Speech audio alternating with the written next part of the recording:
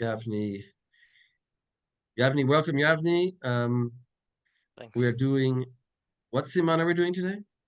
Kuf Daled, Kufdal. Okay, so take it 104. away, Yavni, and Yoreh Deah. Great. So, oh wait, can I? Yeah.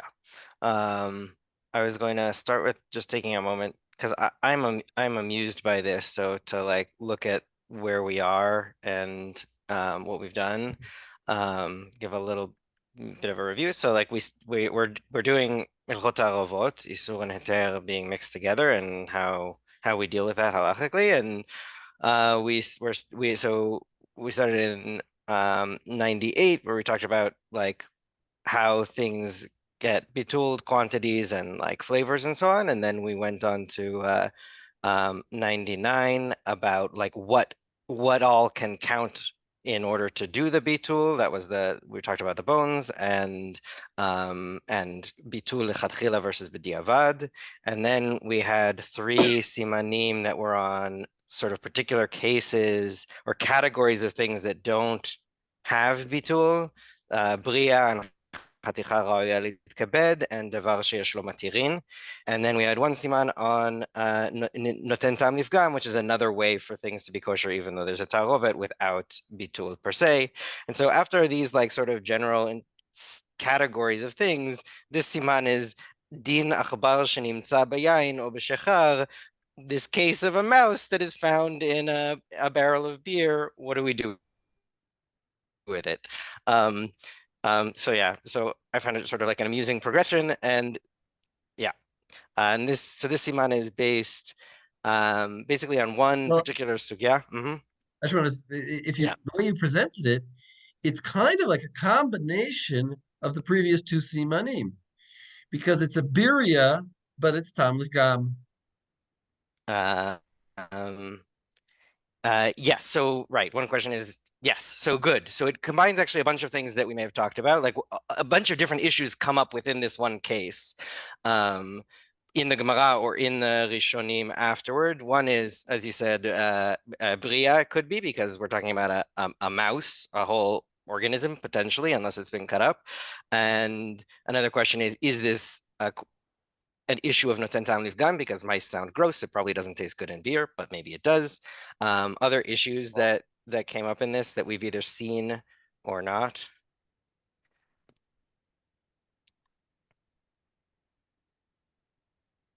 It comes up the davar sheyesh lo matirin thing comes up according to some when it comes to the straining. Good. Yeah. A very strange application of potentially the phrase "devar sheyesh lo matirin." I agree. Anything else? One issue comes up that's actually in the next one. The next siman is about how the flavor is transferred by heat or by like being in there for a long time, and so the issue of was like how this mouse is transferring flavor, if it's like cold beer, presumably. Yes, there's the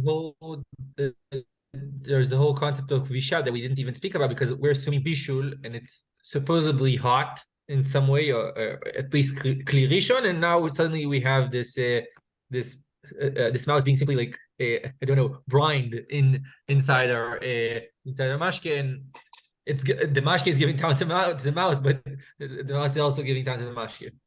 Right. Great. Good. Does anyone have other, like you could even say like in terms of quantity of beetle that applies here too. So as this is like rather than bringing a concept or a category, it's bringing a case, and the case links to all these different concepts and categories that we are seeing also. Great. I would say Mhm. in general, the theme of subjectivity of taste experiences comes to the fore here, as it's already appeared in Chaticha Ro'eh Kabed. Right, but the whole question of muse is Of news of yeah key what here. is revolting to us? That's good. Right. Right. Devar ma'us that's new in this and will come up in another siman later on as well. This special category of like something that is like revolting. Good. More thoughts on this? Great. Let's open that Gemara and go through it. And then, so my plan is to go through that Gemara and then to go to the Shulchan Aruch and really to focus only on one aspect of this that becomes a debate in the Achronim. But first, because this is a siman that really is like all based around this one sugya and it's very contained in the Gemara, let's do it. Alan, do you want to read? From Hahu Achbara, we're in Masachet Avodah Zarah, Daf Samech Chet Amud Bet, in the middle of the page.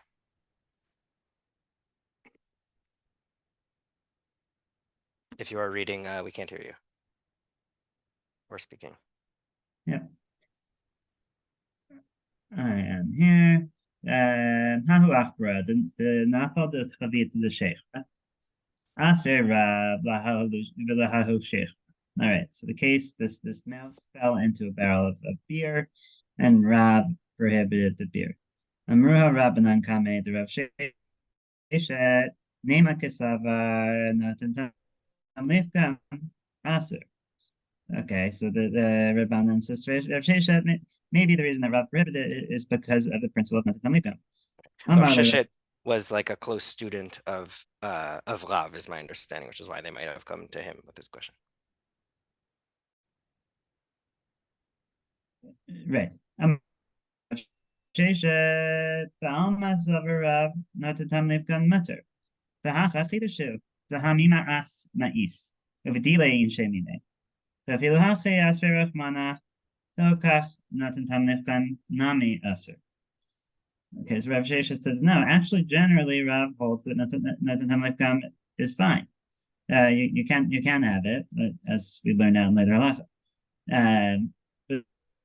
But here he's making a chiddush, which is if something is totally revolting and people from it, or in this case of the achbar, even though it's not in tamlifkam, it's still asur.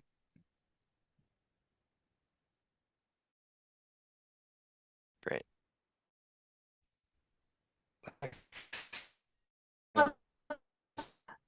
I think it's not. Lexi, I misspoke. Great. Thank you for that point. Great. Do you want to keep going, or does anyone have questions on this? Oh yeah. So actually, let's skip from here down to Matkifla of Shima Menahar Da'ah. Got it. Makifla Rav Shimi min Ardea. Umi ma'is. V'lo ola al shulchan malachim. Right. Is Rav Shimi min Ardea objects? Is this really disgusting? Doesn't it get served up on king's tables? Amar Rav Shimi min Ardea. Great. Lo Sorry, kasha. just pause, Isaac. We're in Avodah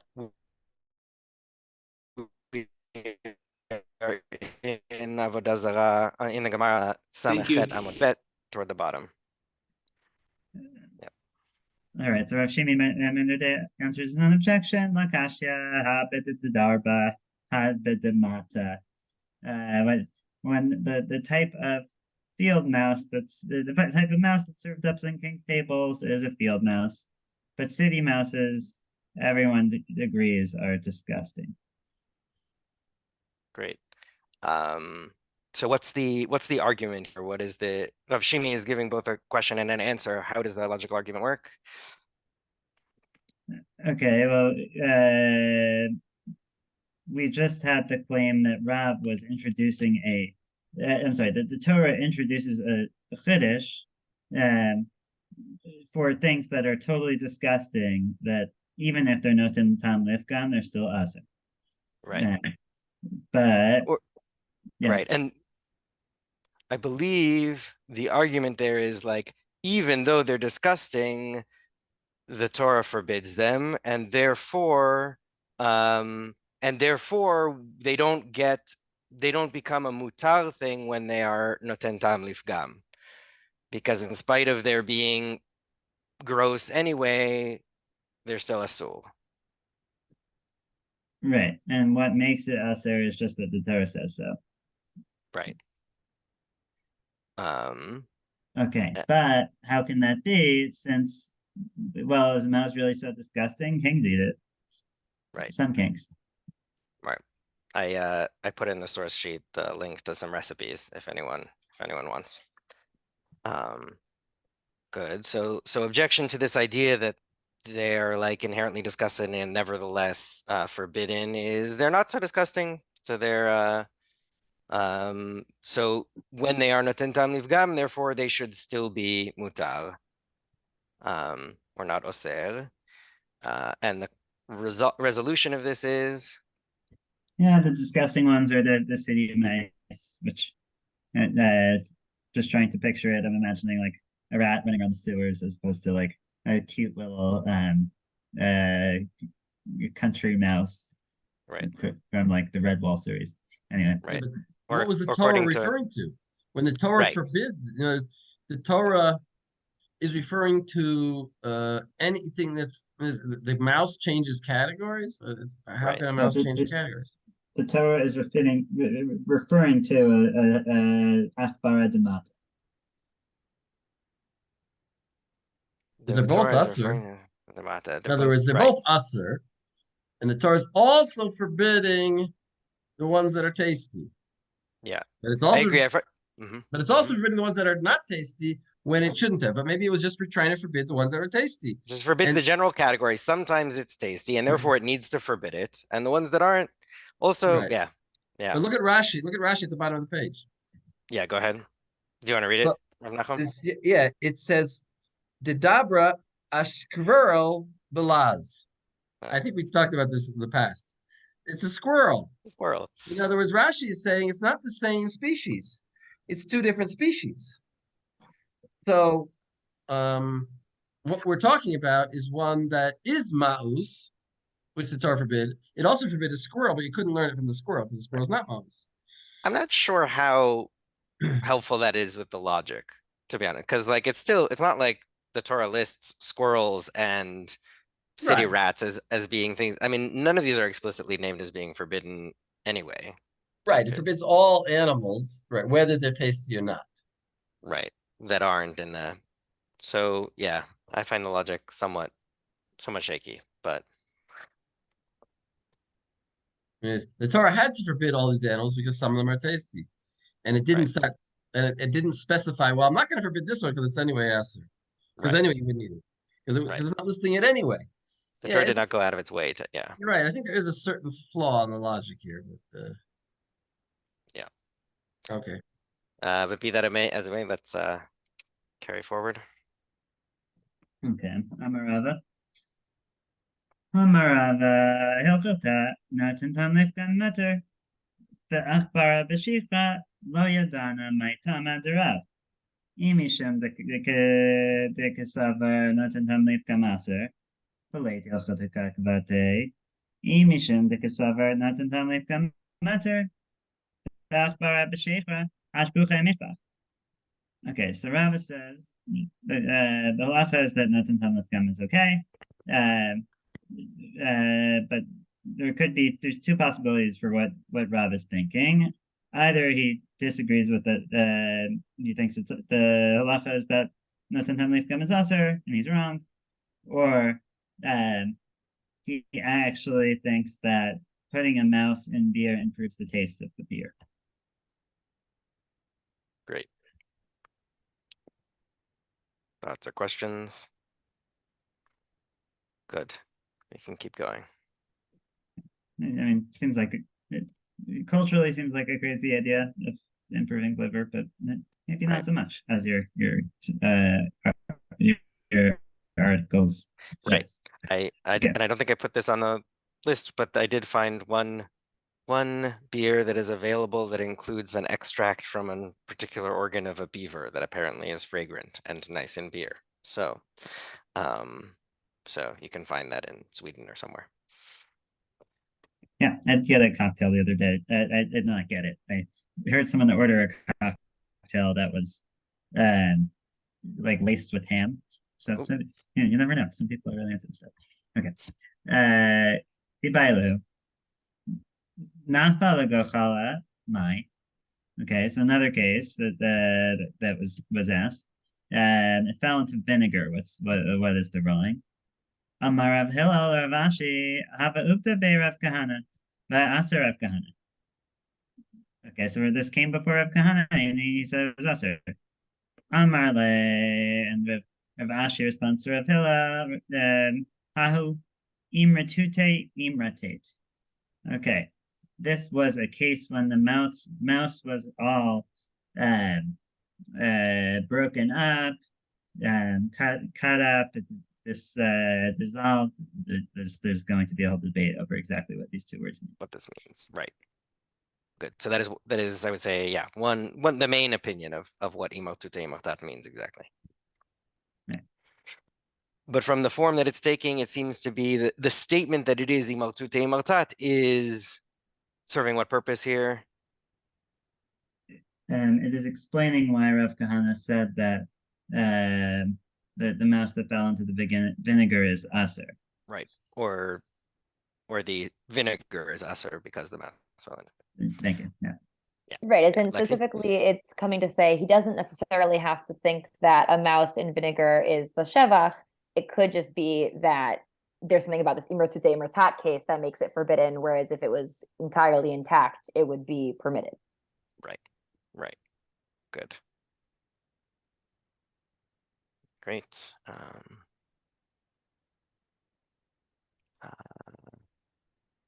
Great. Do you want to keep going, or yeah, let's or you want to read or maybe someone else will take a moment to read what Rashi says on this, and then we'll finish up the Gemara because it will be important for our discussion. Andres, do you want to? Could you give me something later? I'm just looking Sure. for Yeah. this. Yeah. Sure. Alish, do you want to? Okay. Ravina Savar, Lishurei Oh, sorry. Banea. The Rashi on imotute imortat. Oh, I'm sorry. Yeah, sure. Just put it in the chat. Okay, I'm going there. Okay. אמרתת לחתיכות דקות קטנות ושרץ איסורו בקדשה כטומאתו וחיישינן דילמה בולע חתיכות שרץ בהדי חומץ. So it was, Rashi explains it as that it was like cut into small pieces, חתיכות קטנות, and sheretz is forbidden even if there is amount big like adasha, like the lentil, as is in the case of the tuma. If there is a sheretz of the size of lentil, so it is mavir tuma v'chayshinan dilma bolach, and we are afraid that maybe there are some small pieces of sheretz in this vinegar. Yeah. Great. So what's an unsurprising thing that we're, like we mentioned, what's something coming up here that we didn't mention on our list of like concepts that are coming in this sugya that Rashi is bringing in? Like the comparison with the tuma, the size which makes something tameh should be the size which makes something asur le'achila. Great. Yeah. Excellent. Good. Let's go back to the Gemara, Alan, if you want to. It's also a little bit like birria, Mm-hmm. because we're saying you can't have this beer because not because of the flavor of it, but because there's like something like a birria in it that you may ingest. Yeah, although he does not use the word birria. I say like, I emphasize Like the a word birria. like a birria. And Yeah. like in the sense that it's a isser because of its entity and not because of its flavor. Not because of its flavor. Interesting. Yeah.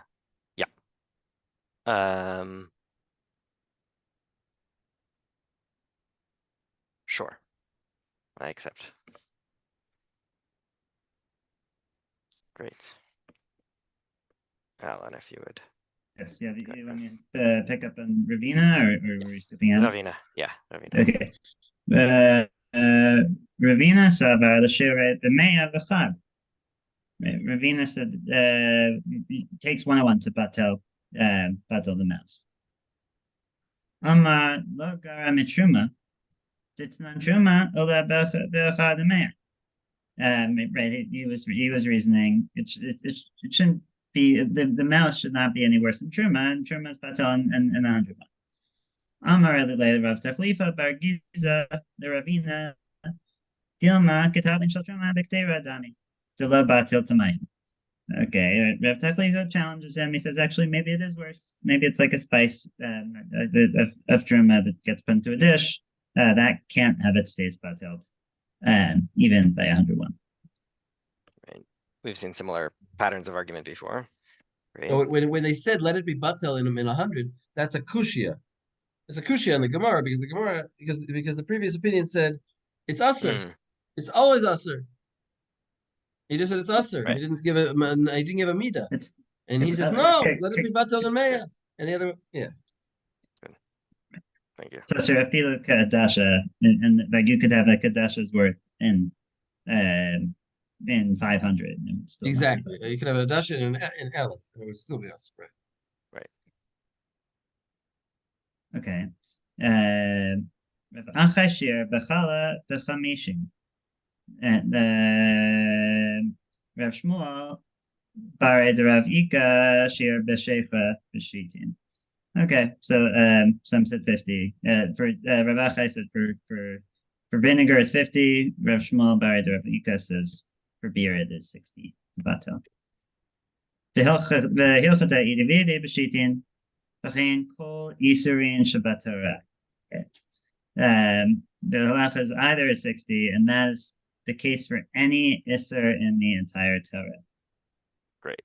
So what we're seeing at the end here is all of these names are like later Amoraim, and so they're coming in after we have this discussion of like the intricacies of why and where. They're coming in with like their shitot on what the din is, and when we get to the very end, where it's the sum of the Gemara, we end up with our standard measure. As much as like we had different opinions going in, it ultimately gets standardized to 1 in 60, as we do with everything else.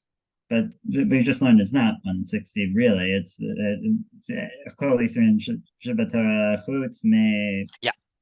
everything we've learned up until this point. Yeah. Right. Very good. So yeah, Kol Yisurin is yes, is as usual, not really Kol. Very good.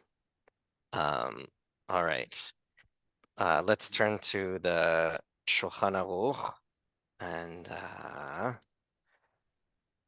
Kuf Daled. Lexi, would you read the first seif? Or any more questions on the Sugya of Gemara or conclusions or the? Okay. Achbar Dabra Noten Tam L'Shabachu Shari Ole O Shulchan Melachim. So as we said, a nice field mouse is delicious and is something that kings eat. Aval Achbar Demata Misafkalan Im Mashbiach B'Shechar V'Chometz U'imu Pogim.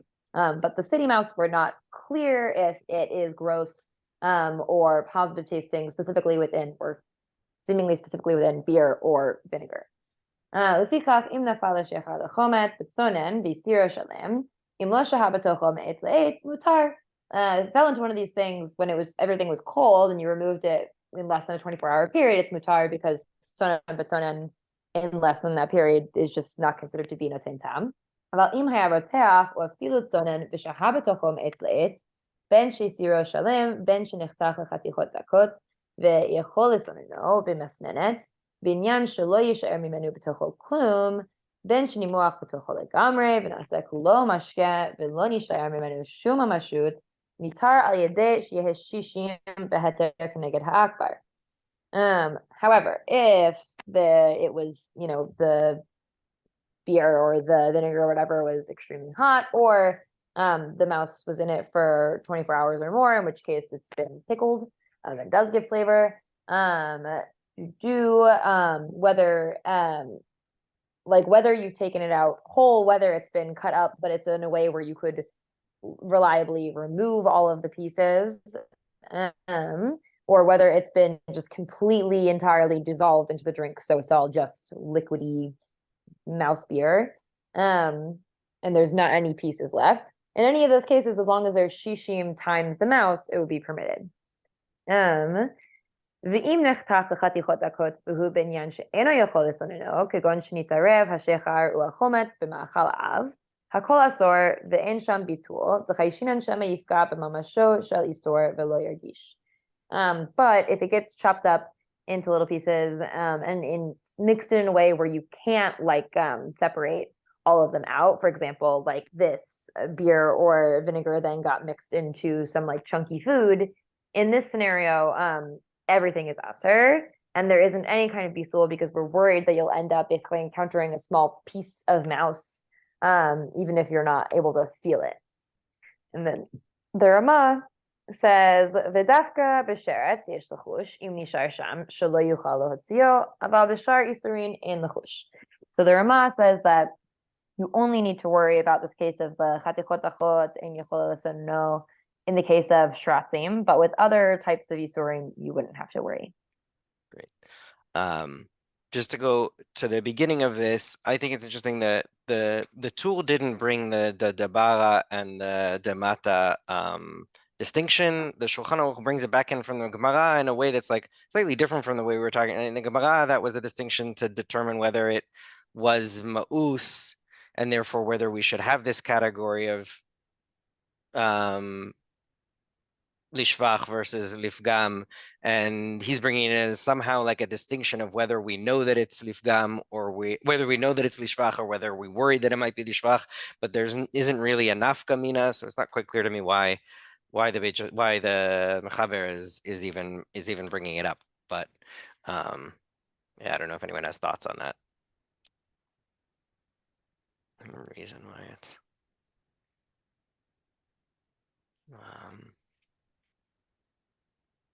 good. This came He's up in only the, talking about shechar.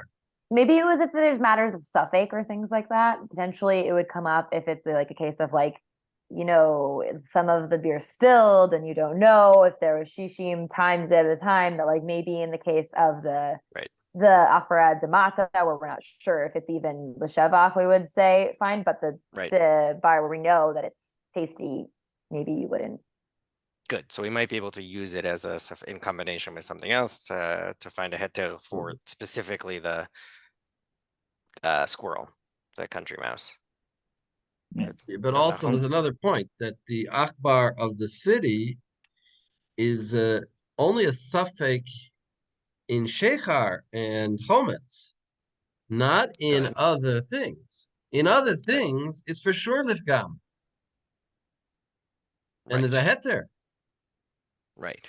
So this is good. One of the directions the poskim will ask about this is we have these particular cases, and one question is how does this generalize to other things? Does this, and then and so so there's the one opinion that it's specifically these things, and then I think there's another opinion that it's the more general rule, and then it's specifically wine and I think the Rambam would say that it's specifically wine and honey that are so delicate that it would be lifgam.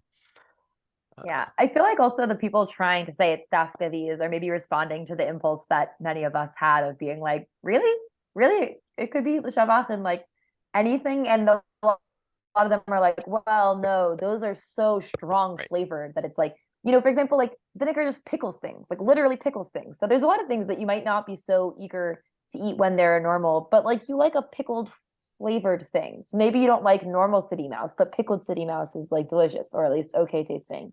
Whereas they're most other things pashut that this would be gross, but it's just these specific cases. Right. But I'm also being aware of the language of the Shulchan Aruch, that he's saying the fichach, and then if it falls into these two things, the fichach im nafal l'shechar or l'chometz b'tzonen. In other words, that's the only place where he's choshesh. It seems to me, as opposed to any other, right. That's the only place where he's choshesh l'chumra. Right. Whereas if you look at the next seif for a moment, he brings the language of does he not bring the language of the Rambam? Well, there he says exactly the point. If it falls into yayin and shemen or anything else, it's pogum. Right. Yeah. Where was the hang on. So if you look at the I think it comes up in the tour. in the the tool, round. yeah, if you look at the tool, the second, thank you. If you'll flip for a moment to the tool.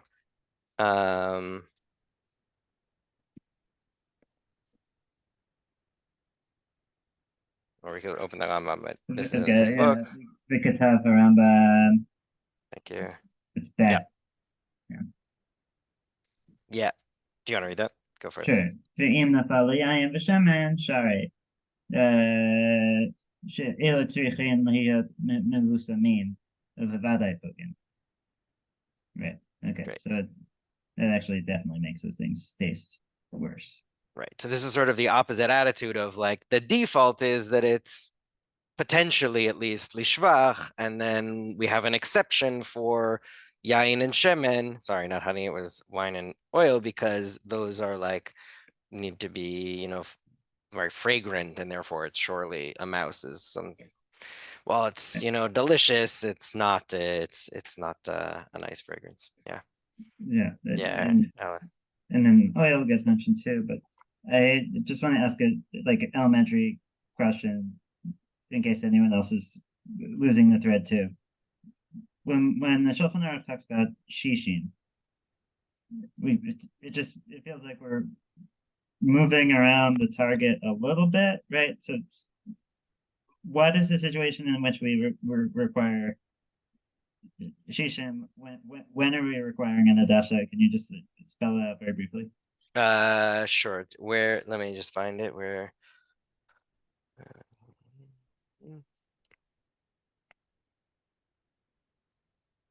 Where do you see the?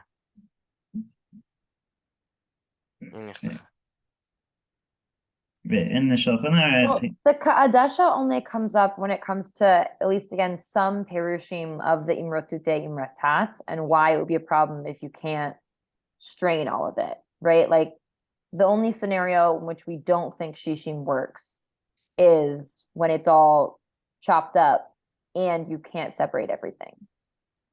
Yes. Right. Does that answer the question? Yes. Yeah. Okay, great. Thank you, Lexi. Great. So I thought to try. Wait. I think we just I think let me add to what Lexi said. I think it's that it's mushed up, not chopped up, right? If it's chopped up and there's pieces, then it's still gonna. That's the next part. Then it's still gonna be usser, because you may swallow that size of the lentil. Well, no, Right. No, that's what I Lexi said. said. Is that is only if it's chopped up would it not be batel b'shishim. Right. Okay. Sorry, I Right. misheard. And then there's some question like maybe in some cases it could be you wouldn't even need shishim because it's lifgam. Right. But yeah. Right. Right. So we have three levels. We have either like it's lifgam and therefore it's not oser at all, or it's batel b'shishim, or it's not batel even if it's pachot b'shishim, and that's only that third category is only by some opinions and only if it's chopped up into small pieces, and therefore you can't take it out, right? Like the assumption is when it's batel b'shishim is that you're taking it out by that opinion, and the tam is batel b'shishim. Well, it's that Gemara that you completely just solid. showed us. It's that Gemara that we saw together. That if it's these small pieces the size of a lentil, then So you careful. may That's not swallow. that's not explicit in the Gemara. That's where Rashi. Rashi. The Gemara just says "Haui martute martat," whatever the heck that means. Okay. Yeah. I'm a chassid of Rashi, at least tonight. Okay. Good. So in Aramaic, yeah. The basic of imartut imartat seems like chopped up, like very fine. Mishon imar. Yes, when I looked it up in the gesture, there's like plucked up, there's like chopped up really small, but there's also the notion of like being plucked, which is where, does anyone remember, see what the other, okay, we can just say it, like what the other opinion is on what this might be? The Ravid says you get rid of its hair. Right. The hair was the only gross thing. Everything else about the mouse was delicious. Right. So to be clear, what is it? What is the Gemara? Let's reinterpret the Gemara according to this opinion, which is the Was it the it's the yeah. Is the Ravad is quoted in the Ran quotes it and the Rashba quotes it. Did you? I didn't find it inside, but anyway, I didn't Yeah. see it inside. I just saw everyone Yeah. attribute it to everyone him. interpreting it to him or the Tosfot in general. Yeah. Good. Yeah. So how would you? Is someone? Yeah, Lexi or someone else? Do you want to walk us through what the Gemara is saying then when it says how we with that? Right. In that scenario, again, the whole question was like, well, Rav Kahana forbade this akbara in the vinegar. That must mean that he thinks that mice taste good in vinegar. And we said, no, in this case, it was imrat tuti imratat. And so according to this explanation, it's like, well, no, this mouse had its hair removed. And so since it had its hair removed, it was like lishvach, right? But if it was a normal mouse with its hair, then it would have been lifkam and this would have been permitted. Because it's the hair that gives the bad flavor. The mice themselves are tasty in vinegar, but right. And so as long as it was a plucked mouse, when it fell in, it didn't have the hair, then it's lishvach, and that's why it was a stool. Alan, you look like you want to say something. We don't need to go down the rabbit hole of debating whether hair is like the grossest thing about a mouse or not. So I will hold off. Great. Good. All right, let us start. So I gave you on the source sheet a bunch of sources about this question of imortut imortat and this issue of the Ka'adasha, what's really going on here.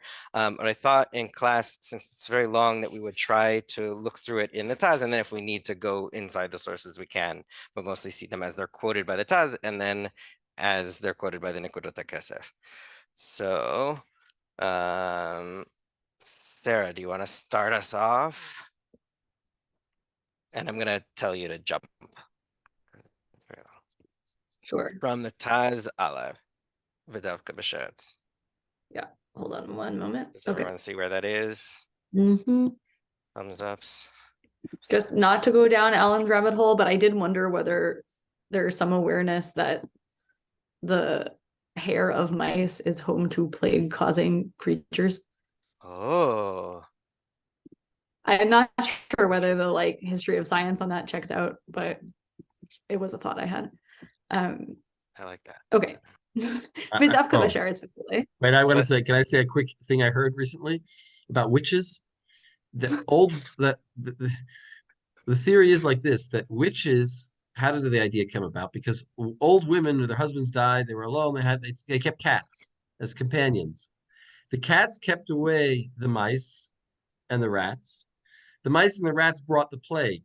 When the plague hit the town, the women didn't suffer from these old women didn't suffer because they had no.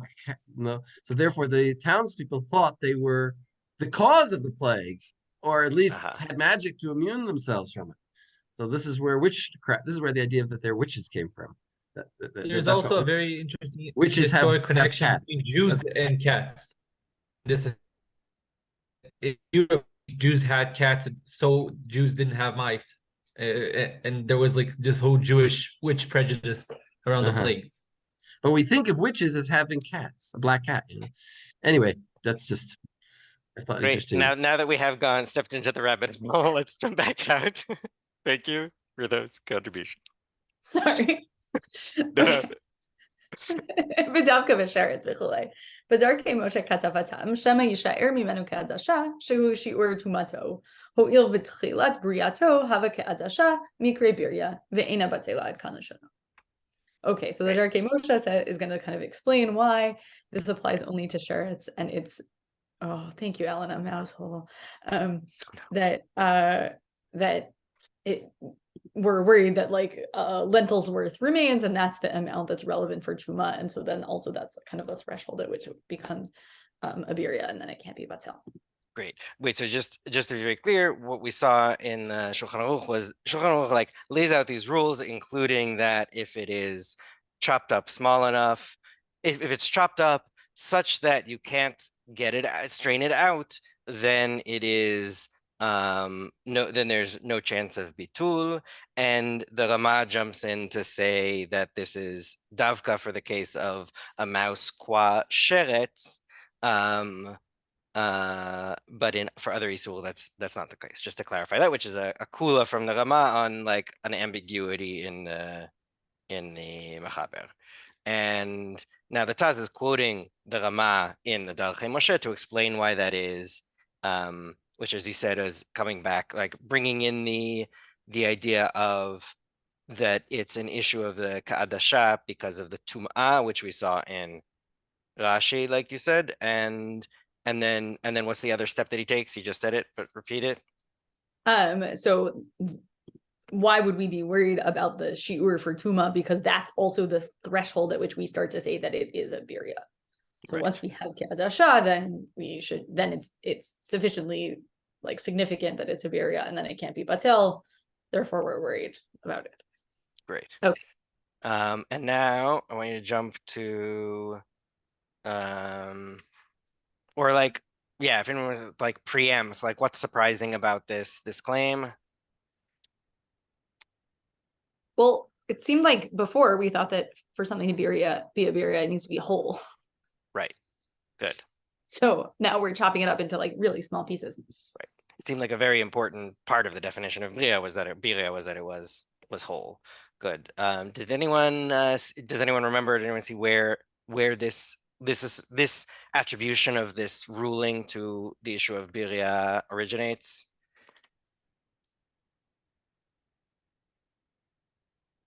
In the source sheet. So the earliest source I could find was the Isul Veheter, quoting it, not necessarily accepting it. In fact, I think not accept, quoting it to the Mordechai. I couldn't find it in the Mordechai. So presumably had a different version, but the Mordechai there quotes something from the from another source, but even in that source, I didn't see the word Bria. So the first place I saw it was in the Isul Veheter, for what it's worth. All right, let's skip. He's going to bring other sources that talk about this, and let's skip to Ve'eshtomem Sha'ot Harbe in the Taz. Okay. There's a little star in the edition we were supposed to get. People see it. Yeah. Ve'eshtomem Sha'ot Harbe, ma חשבו על ככה, דמה שכתב הטור אם נחתך וכולי, הוא על פי הגמרא, שאמרו בעבודת כוכבים דף ס"ט, כעכברא שנפל לגו חלה, מאי, אמר לי רב הלל לרב אשי, הווה עובדה ברב כהנא, ועשה רב כהנא, אמר לי ההיא אמרתותי אמרתית, ופירש רש"י, לחתיכות דקות ושרץ איסורו כעדשה כטומאתו, וחיישינן דילמה בולע חתיכות שרץ בהדי חומץ. ולכאורה משמע... You want to translate it? Want me to stop there? Okay. Yeah. Fine. So I thought about this a lot. And specifically about what the tour's statement of how the tour gets this, if it's cut up into a bunch of pieces. And that he's saying that in a way that sort of follows the Gemara. Do you want me to rehearse the whole Gemara?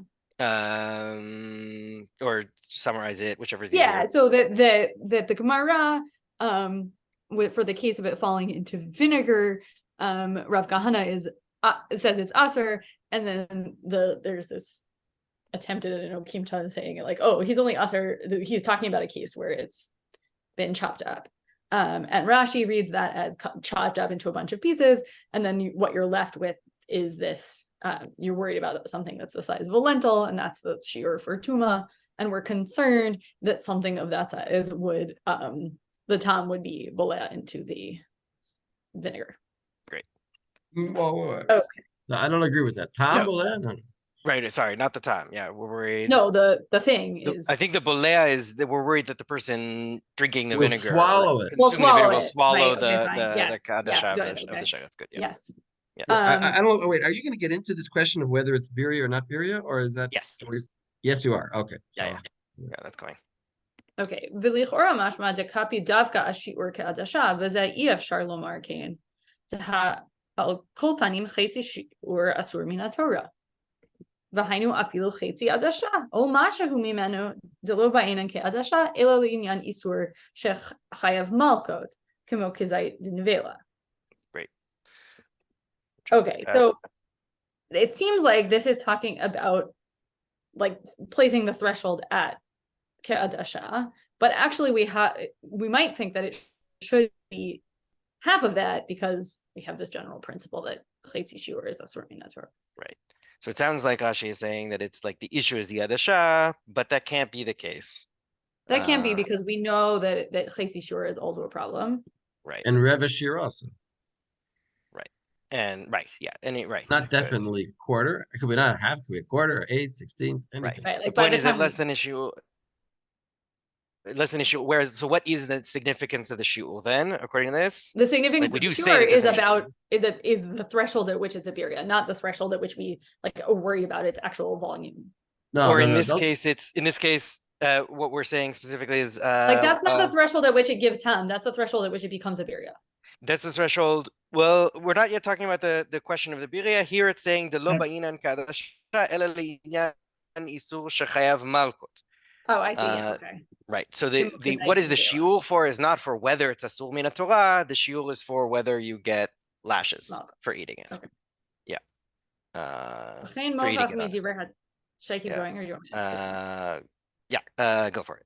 Okay, וכן מוכח מדברי התוספות שהקשו שם, יש לתמוע עכשיו, היאך אנו אוכלים דבש דבורים, והלא לרגלי הדבורים מעורבים בדבש וכולי. Okay, and so it's also clear from the Tosfot raised this question, like, how can it be that we eat honey, which obviously has the legs of bees mixed in with it? וזה פשוט דהאוכל דבש מעורב בו רגלי הדבורים. אינו אוכל כשיעור עדשה מן הרגלים, וכן מוכח מדבריהם שם. So, right, we know that like we don't get a lentil's worth of bee legs in our honey. Right. These legs are smaller than a lentil's worth, and therefore, from the fact that they're even raising this question, we can see that it's not about a shiur of an adasha. Good. Okay. But the Tosfot actually give another reason, right? Which is Hada Amrinan Evarin in Lahem Shiur, Afilu Bachot Michazait, min Hamid, Bachot min Kadasha, min Hasheretz Bechule. So it might actually be that what the way the Tosfot solved this problem is just to say that like the legs are just like they're not relevant, essentially. Right. So even if there were more than a shear, we still wouldn't be worried about them. Right. Yeah. Shema mina demari sham pachot mishiur adasha. Right. Yeah. Good. So we learned from the fact that they are saying that they're not concerned. Shema mina demari sham, that they're talking about less than a shiur of an adasha, and they're still raising the question from the fact that they're saying that Evarim don't have a shiur at all, even less than a kazait, or less than a kadesha from a sheretz. Anyway. Right. In other words, the question only makes sense if you're not worried about the shiur, and then they resolve it just by saying, well, there's this special deen for, right? I mean, I think there's like they basically say that there's like a It's mishmash or something, right? There's some like bones and like those sorts of things are just inert. So for that specific case, we don't have to worry. But in general, like the shiur is still right. Good. Yes. Good. So, did everyone catch that? Understand that? Question? Excellent. Great. Do you want to press on a little more? שוב ראיתי בר"ן שם פרק הסוחר דמקשה גם כן על רש"י דלמה לי כעדשה האף בשאר איסורים יש לחוש בפחות מחזאי. Okay, so I also saw that the Ran says that it has a kasha on Rashi about like actually I should be even concerned about any small amount. Or rather, yeah. Right. And then he has another problem. Viksha perisham perish acher b'torah tabayit aruch. Wait, just pause there. Does anyone remember what the Ran's other kushia and solution were? The other kushia was, if that's the issue, then why would yeah, go ahead. Yeah. Why can't you just strain it out and bottle it that way? Great, good. And the solution, which he suggests, but I don't know that it doesn't seem to me like he agrees with it. It seems like he rejects it, but that's the solution. I don't remember.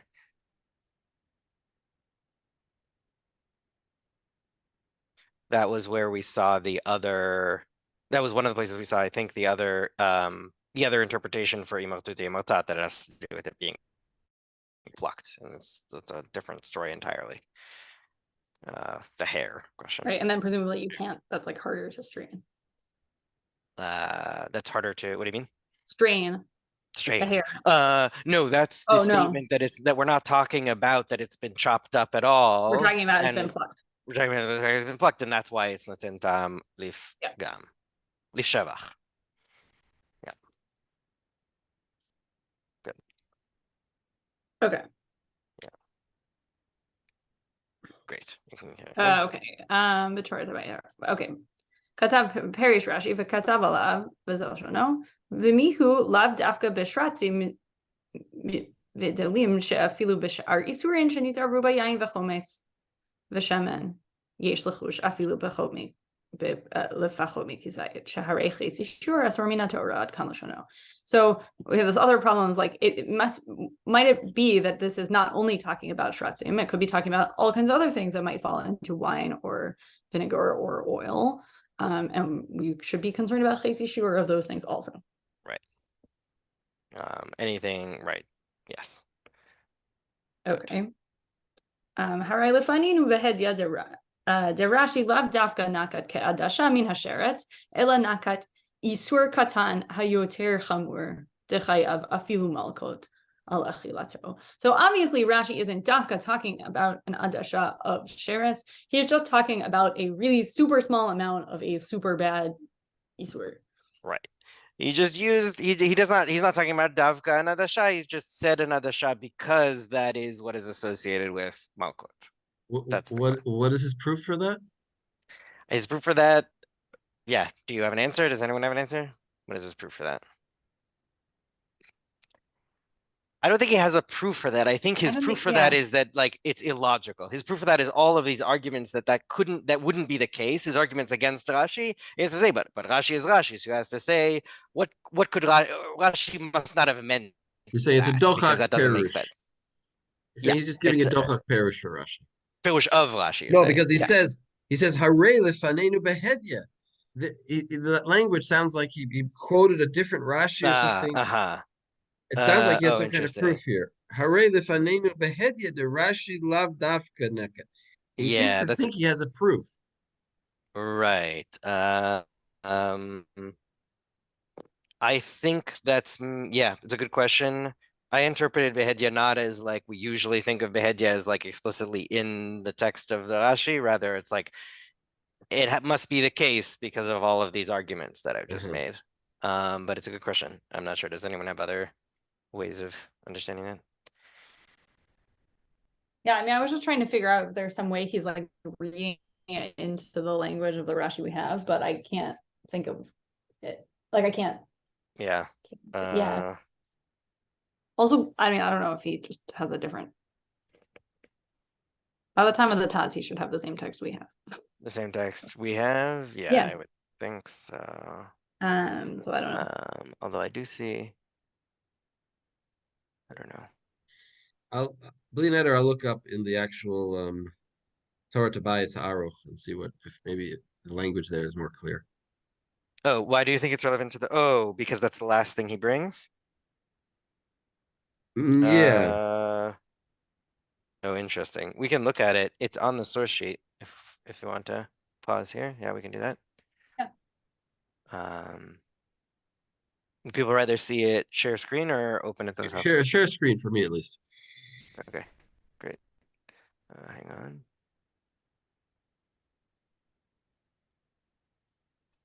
And for the viewers at home who may watch the video and not have the source sheet. We are, creating for posterity. Yes, absolutely. That makes me even more nervous. Thanks, Rav Nachum. All right, do you want to read it, Rav Nachum? Let's see what Okay. else is- Perish Rashi Zal. Oh, you can. Yeah. Or Zel Shona. Uh, I don't know. yes, Rashi Perish Zal. Rashi Zal. Nechtach Chatichot. Chatichot. They're chopped up into small pieces. V'sheretz Isser. B'ka'adasha. K'tumato. Kach Isuro. So it's cut up small. He seems to be bringing, maybe it is Zelashon. He seems to be bringing a version of Rashi where he doesn't use that word imratute, but uses a. I cut think up. it's just, this is, like, imartuti imartat is the dibur hamatchil, and this is the pirush of Rashi of what imartuti imartat means. Yeah, And okay. I don't remember if it's exactly the same wording, but Sheretz Isser Kadasha Ketumato. Kach Isuro. V'chayshinan Dilma Bala Chatichat Sheretz V'hadechom. We're worried he'll swallow a piece of sheretz in that vinegar. Ubivadai hachi amrinan b'meila perech kodshe mizbeach. The shratzim hamuvdalin. I guess that people avoid. I'm not sure. The I think it's hainu. like the like right, the particular shatzim, that like the particular category of shatzim. It's like the Shmona Shratzim. Oh, he means the shmona shratzim. Yeah, hamuvdalim, the ones that are specified. Okay, The ones that are differentiated out. that are specified. Dahainu shmona shratzim, right? That's the what? Shehivdil hakatuv litamei, that the Torah specified them litamei umitamim b'motam, and that they're mitamim b'motam, right? Not all shratzim cause tuma, only the 8 shratzim. B'ka'adasha, af iser achilatan b'mitatan b'ka'adasha. You have a iser. I mean, when he says Isser Torah, well, again, Isser he means probably with Malkot, because there's an Isser. Chetzi Shir is also Isser. But their Isser is Ka'adasha, b'mitatan. Ka'adasha, okay. V'ha'evarin shelahen. So you just did exactly what the Taz did, I think, in saying like, oh, he must mean b'malkot. Anyway, I think, right? Well, Whereas, it's a like, strange language. Af Isuran, Af Isur Achilatan b'mitatan Ka'adasha. Well, Right. we can only understand that to mean Malkot, because otherwise, obviously, there's an Isser on any amount. You can't Okay. eat a small you can't eat a quarter of a lentil. Okay. I'm just saying it must mean that. I think it's obvious. I don't. V'ha'evarim shelahen ein lehen shi'ur. But if you eat a limb of one of them, then even less than you'll get malka. Afilu b'pachot mika'adasha ketumatan v'lo kin alehem. Oh, and here you see There it it is. explicitly Here it says lo kin alehem. Yeah, good. Okay, so you get whipped for it. Umihu. And then again, So this is not that's Rashi. so Adkan, this is I understand it as the Rashba explaining what Rashi is saying. Right. And from here on, he's going to be explaining it, but like doing more of his Right. adding like what his opinion is. So he says, Umihu lav dafka b'shratzim hamuvdalim. Not only those 8 shratzim, she'afilu b'shar ha'isurim, שנתערבו ביין ובחומץ ושמן וכיוצא בהן, יש לחוש אפילו לפחות מכזית. You should worry that there might be a less than a kazayit in there. Shaharei Katsishur Doraita. The Kaimelan Rabbi Yochanan Damar Hachi Bishvuot Ubachulin Parakid Anasha. Hilchach Le'evrei Bimasnenet Vilishtari. So therefore pour it through a filter and permit it. In other words, he's saying if it wouldn't be the case that Rashi described where there's like chunky pieces mixed together with your chunky pieces of sheretz, but in a case where the filtering would be effective and you could separate the broth from the solid pieces, then that would be permitted. Just the broth. Okay. But what is he adding here by adding these chetzi shir? I think he's just adding another thing that he's saying, and if you don't filter it, you can't eat it. Right. So the difference is eating a right, tiny bit. But what he's adding by saying the chetzi shur is what is it? any isur. Whereas the way he interpreted Rashi, Filu shar is syringe and intervu b'yayin, right? Right. So this is very strange, very, very strange, because a molecule, in other words, when things get mushed up, they're also still there. Maybe you shouldn't be. What's the whole din of bittul? Good. Where's the whole din of bittul? I don't understand what he's talking about here. Good. This is What's the whole din exactly of bittul? Yeah. I mean, we have a din of bittul where we say this piece is there, but I can't identify them, so they're batel. Here he's saying, no, I don't think he's saying that. I think he's just saying. I mean, it's very difficult. It's very difficult. So He should be saying. He should be saying, if you can lisanen, do, and then just drink the broth.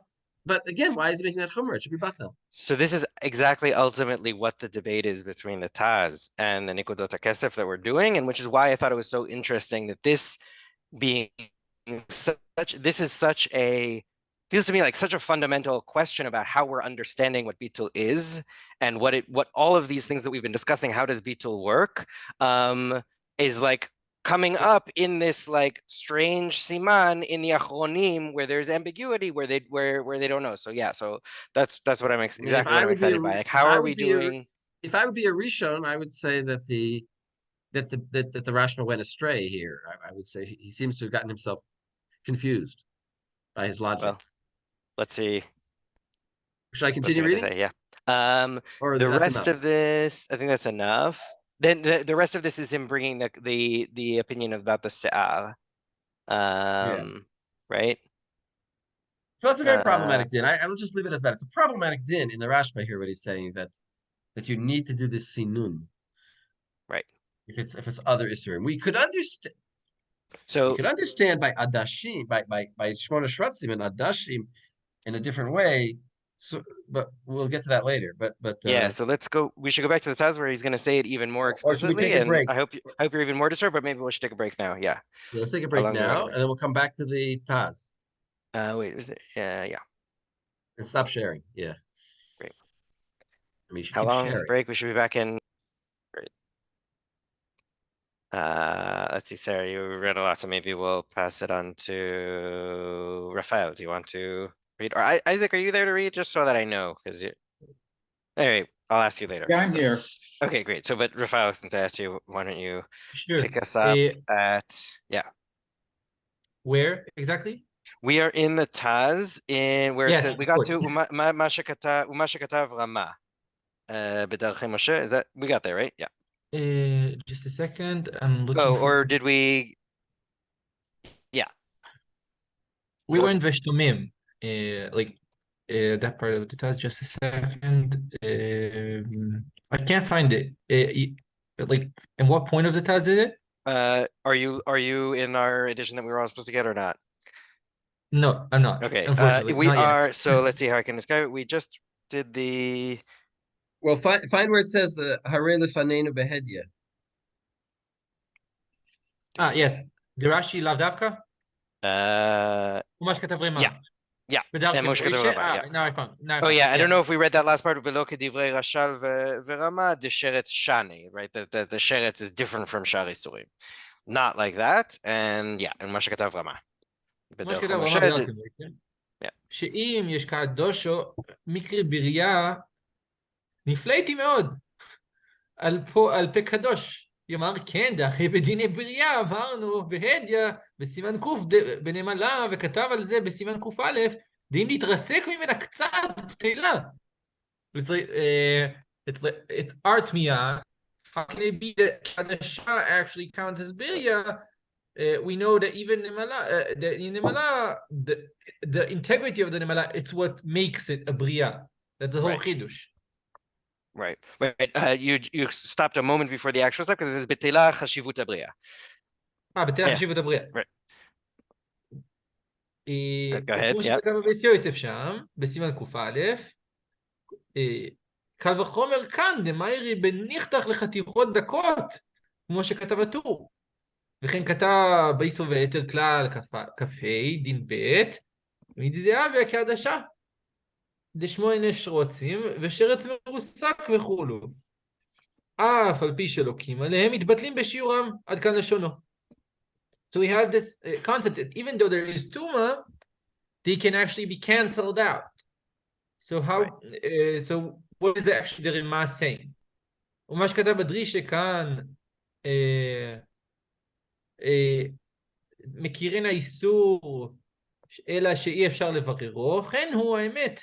בדומה לשקה שכתב בבית יוסף, בסימן קט"ו להרמב"ם, לעניין חמאה של עובדי כוכבים. וזה לשונו, אבל החמאה היה איסור ניכר, דהיינו... Let's skip this, actually, sorry, we can, just for time, we can skip to ולפי הנראה דוודאי. So what we've said until now is, he's arguing, Rav Nachum, what you said, right? So here you should like the Taz, what is this bria that is chopped up into small pieces? Is No, a well, bria? actually, I do like the bria, kind of. I have an explanation for what bria You're gonna means. like with the Nukadat Kesef how it uses the bria, but yeah. Yeah. But so far, we're saying the kushia that you made, that like what is this bria that is nechtach? Well, like that's fundamentally not a bria. Okay, I didn't make that kasha, but that's a good kasha, yeah. Great, and now skip to ולפי הנראה. ולפי נראה דוודאי לא בא הטור כאן כלל לעשות חומרה בשרץ, מה שאין כן בשאר איסור, זה לא עלתה על דעתו כלל. דלא כתב בדיני סימן זה, אלא להורות דיה שבח בעכבר ושיכר וחומץ, אלא שפירט דיניו אם נתערבו. מה שכתב כאן בניחתך דעה כל אסור, Wait, do you want to pause there just to translate? Yes, so basically he's saying he's not actually giving here a din on shratzim, as would be inferred from the Rima, that we have a chidush that sheretz can be bria even though it's not complete. It is a din of netinas tam, and netinas tam doesn't actually have a size. Something can be noisen tam even though it's like a grain of salt. Sorry, say again what we are and what we aren't saying. We aren't talking here a din about shratzim, about the right. Quantity that they need to have. We're talking here about the din on netinatam, specifically on achbar shenafal. That here we have yain or chometz or shecha. That here speaking, when we speak about netinatam, we don't actually have the essence of bitul, because if it gives taste and the taste is good, and it's just to be very clear. Yeah, I think we're not. We didn't say like netinatam here. We said that. Let me just repeat what you're saying. We're saying that he says that the tool is that the Rama is wrong in his interpretation of the tool, that he's talking about a sheretz davka. Rather, the only reason why he's bringing the deen of he's coming to teach us that a mouse is lishvach, and therefore it's not noten tam, it's not and just like any other isur, if it's cut up in such a way that it's still in there, but you can't take it out, then it is still asur. Yeah, but Raphael's right. He's also saying that if he would have been coming to teach the special din of Birya by the Shmona Shratzim, he would have done it over in Hilchos Birya and not here. And this is not our topic. This is not this discussion at the moment. Our discussion is about the Tinas Tam, and it's true that Rashi came up in this context, but still, this is not the right place to teach that din, and therefore don't create a whole new chiddush in the din of Birya over here in the wrong location. Good. That is a good argument. Yeah. Thank you. Yeah. מה שכתוב. מה שכתב כאן בניחתך דהכל אסור, לא מטעם חשיבוס דבריה, אלא דילמה בלה לחתיכה דקה. אלא של שרץ, בתוך השיכה או בתוך החומץ. ולזה נתקבל בבית יוסף, מה שכתב דחצי שיעור אסור מן התורה. Meaning, what the Beit Yosef here is saying about Chetzi Shiur is exactly about this chashash of actually swallowing it. So you can maybe say, it's too small. He's like, he's saying the emphasis of the Beit Yosef is even though it's small, you can actually swallow it and it will still be also. Right. חומץ נתקבל בבית יוסף, אפילו בפחות מקדשה. ופירש דברי הטור הוא. כך, דאם נימוך אשר אצל לגמרי עד שנעשה כממשו של שיכר וחומץ, אב שיעורו בשישים. דעה ולך ולך, אבל אם נחתך ולא נימוך, ויש עדיין ממשות של איסור ונתערב במשקה, ממילא אין כאן אך בלח ולא יובש ביובש. דכל ביטול הוא מצד שאינו ניכר, מה שאין כן בניכר. So now you can't actually speak about bitul here if it's not in the situation of נימוך. Right. So to answer That is Nachum's question of, wait a distinguishable. minute, if you say that, how can we ever have bitul? We have a concept of bitul. What do you mean you have to strain it out? What is the Taz's answer? The bitul is where there's no hekir. We're Right. not even speaking about ta'arobet here. You actually can see it. You have a nozel and you have a mutzak, and this mutzak can only be part of the isu, or a big chance it is part of the isu.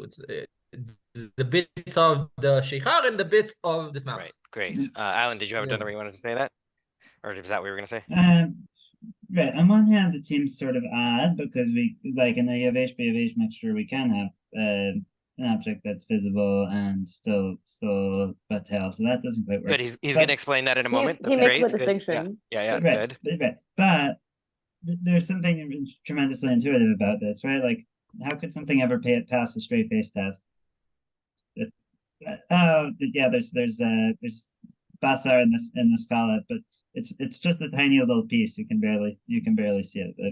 That's how could that possibly be batel? It does seem to cut at the essence of what is being annulled here. Right. On the other hand, what's the intuition on the other side? He's saying a great point here. He's saying a great point. You see these things floating around in your drink, and how can you say they're batel? And it's not like they're mixed up.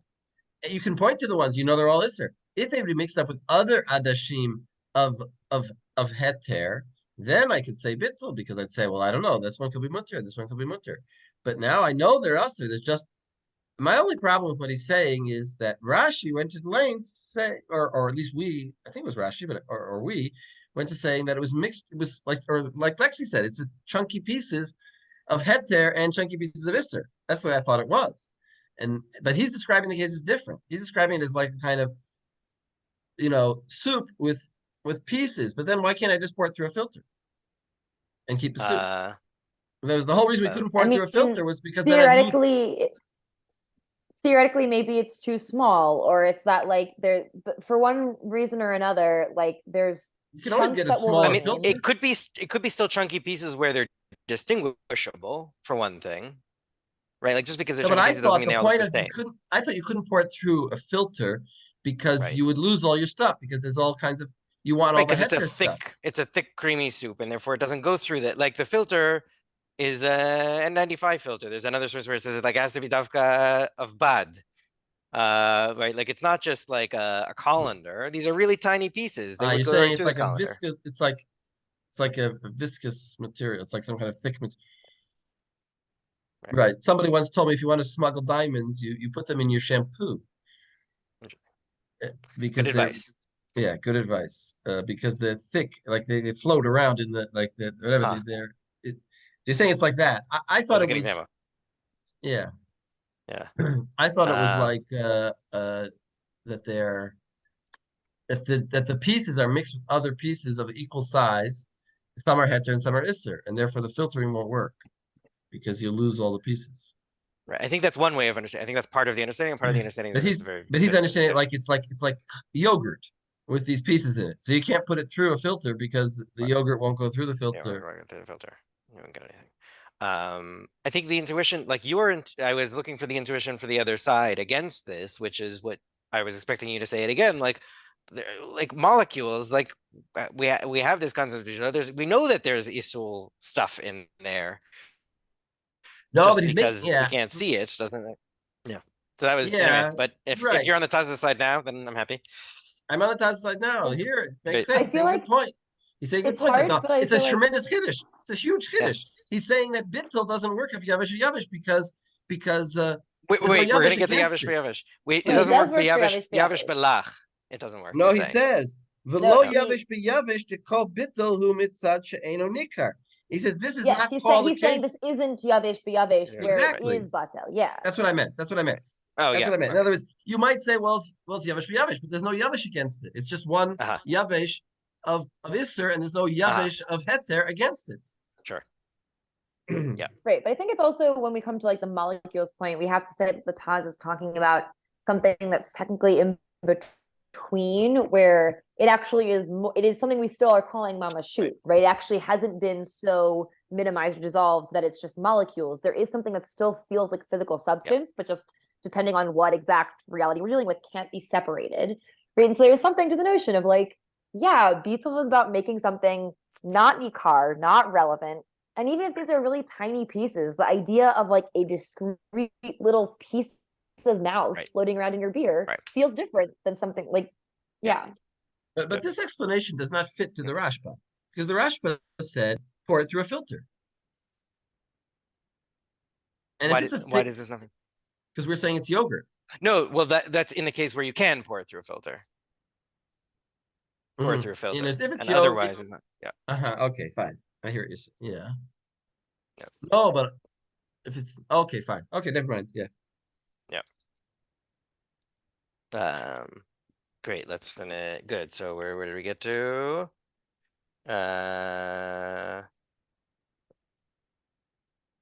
Do you have your finger on the place? Yesh Kanadai? Yeah. Yes. Okay, great. יש כאן עדיין ממשות של איסור ונתערב במשקה. Exactly like we said. ממילא אין כאן לך בלח ולא יבש ביבש. לכל ביטול הוא מצד שאינו ניכר. מה שאין כן כאן דניכר.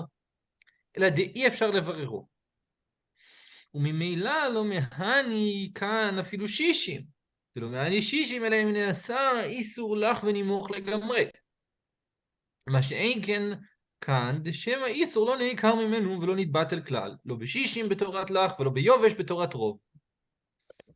ושפר יש איסור אם יבלע אותו, באין.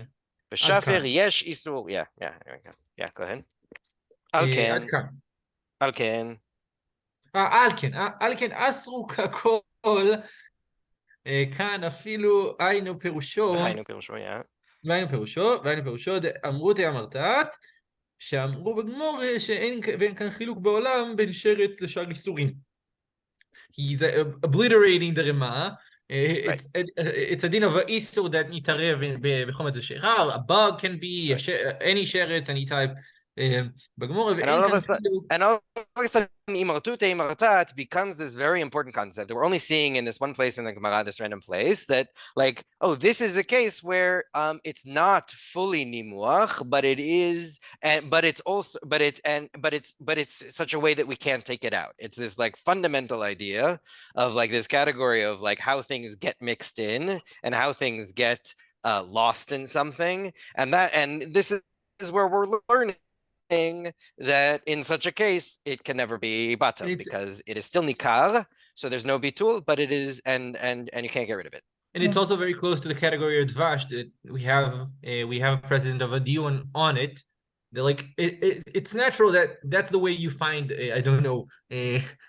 animals inside your produce. It's usually not either completely anymore, or you find pieces. You're noticing that this category is coming up is right that we're relating it to the issue of the bees and the honey. That's what you're saying? Yes. No, and also like it goes further to stress his machloket over the Rema. We're speaking here about a category of like a reality that usually that's the way you find and we're here actually treating not a din on shratzim, we're treating here a din on taravot. We're saying that it's not enough in this reality. So you summarized it as he's obliterating the Rama. Read that just that next line, and then we'll stop because he says it explicitly. ואין כאן חילוק בעולם בין שרץ לשאר איסורים והדין הנזכר כאן, אבל בכל איסורים אם נתערב וניכר ואי אפשר לבררו כן נראה לעניות דעתי, והגוזו אין מקום לקיימה. לפי עניות דעתי. Oh yeah, so let's not get into the extra from Rashba. It's a sort of a separate point. But yeah, so he gets rid of the Rama. Questions, thoughts on this? Yeah, Yavni, maybe I'm missing something, but it feels like the general category that the Taz is describing has existed in our brains for a while, right? As far back as Simon Zadi Tat, right? We're talking if you can take it out, if sure those are go, then you take it out, and if not, if it is possible to be taken out, then you can't. Then you have a problem, right? Right. This has existed. We just didn't really have a Gemara to pin it. Fair enough. Yeah, absolutely. Yeah, I agree. It wasn't spelled out right. You're saying if I hear you. I don't think it's nicely spelled out here. Put it that way. It's nice to see it spelled out here. That's what you think? No, I'm thinking it. It does feel like I feel like we have known that if you could take it out, you should take it out, but I haven't really known what the landscape is Right. on if Usually you we can't take it out. Exactly. We Yeah. thought that if you can't take it out, it's because it's Right. It's mushed up. Right. And now we're talking about a new case that we thought you can't take it out, it's mushed up, and therefore it's button. Right. Where did we say? And the other What if it's not mushed up, but you can't take it out? Right. So that's the problem. And then, go ahead. Yeah. The other case where we saw where it's like recognizable or not was in cases of min v'mino, where we needed, like we saw in the case of the Gida Nashe, that it says if he knows where it is, he can take it out. And if not, they're all asul. But for that, we need a special reason why they were in all asul, not just because there's some isul in there that you can't take out, but rather because they are, because it's bria. That's how we got the bria.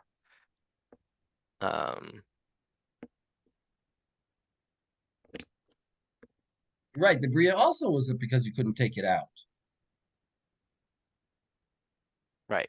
But why? But there may have been other pieces that were going against it to battle it. In other words, you might have had like pieces of, an ants, along with pieces of black pepper, and you couldn't tell which was an ant and which was black pepper, and you couldn't filter it out because it was a thick mixture.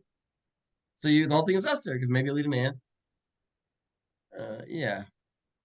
Yeah, but if it had been only we pieces never talked of about such a case like that. We thought of it as an ant in your cholent, where you just can't find it, and a filter is not going to really work because in your cholent. But really, it would have been bata, that ant. But if you knew the ant had been broken up, it could have been. It would be bata. Here long he's as it wasn't saying bria. even if it's broken up, it's not bata because there is no potatoes and beans. It's just the broth.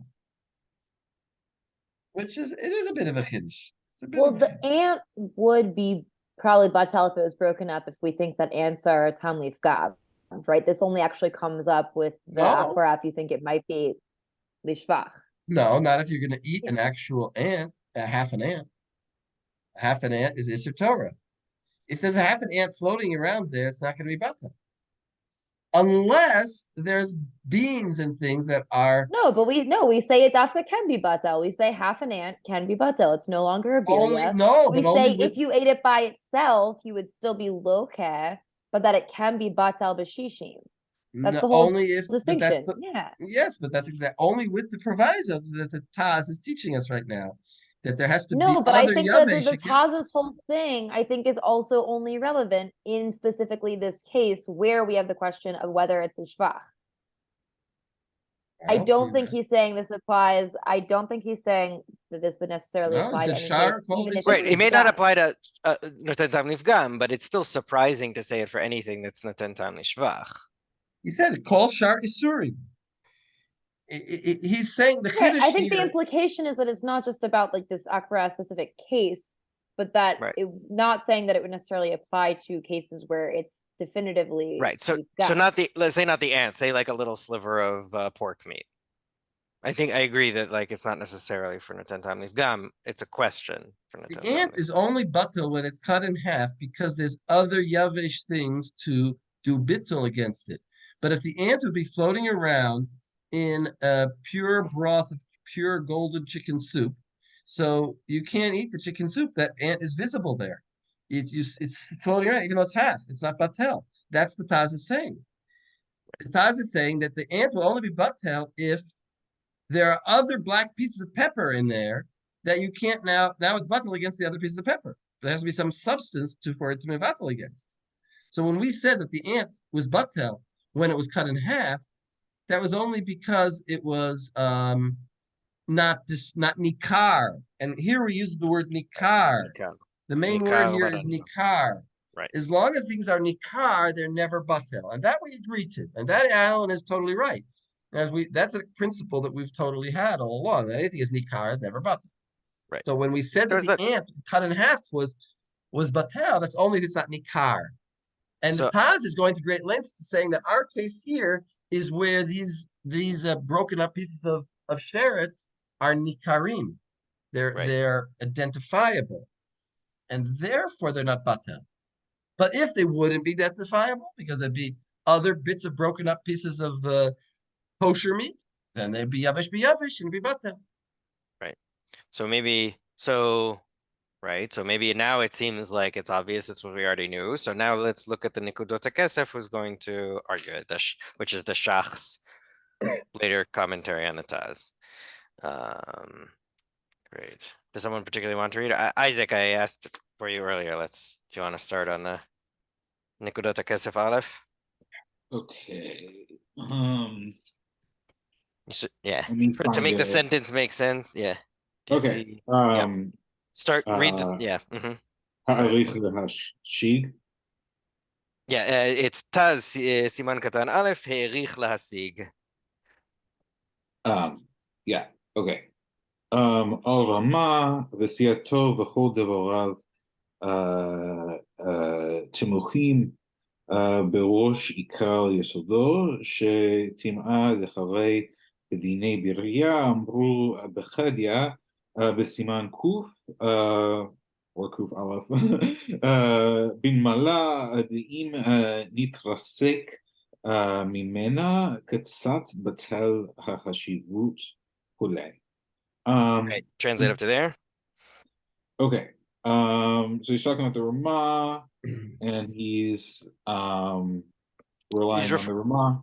He's referring back to what we just read. He says that the Taz, he wrote a lot of words, as we saw, to lahasig al Rama v'siyato, in order to argue against the Rama and those who agree with the Rama.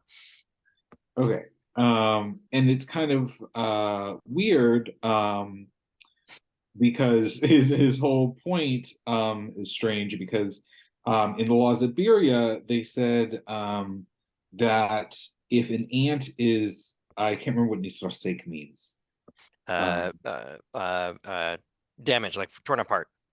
Yeah, if it's torn apart, so if a little bit of it is torn off, it can be batal, right? This is back to the whole concept of like Beria is supposed to be shlema. Tima rabba tamihato, דתה תמה דרמה וסייתו הוא משום דעיקבר הווה שרץ, וטומאתו כעדשה ולא כעד אכילתו כעדשה, כשיעור טומאתו וזה אינו במעלה. הדבר פשוט במשנה וש"ס ופוסקים, דווקא שמונה שרצים ובכללן העיקבר שיעורן כעדשה, אבל לא שאר שרצים ונמלה, כי משאר שרצים וגם... Great, pause there. Great, pause there. Yep. Okay, so this is super weird, because so the weird, so the V'chol Dvarav Tmuim at the beginning, he says like everything that the Taz says is surprise, is shocking. First of all, his main argument, or one of his arguments, as we saw, is that he doesn't understand why we're applying Biria to this case, because Biria is as we saw, is like only if it's complete.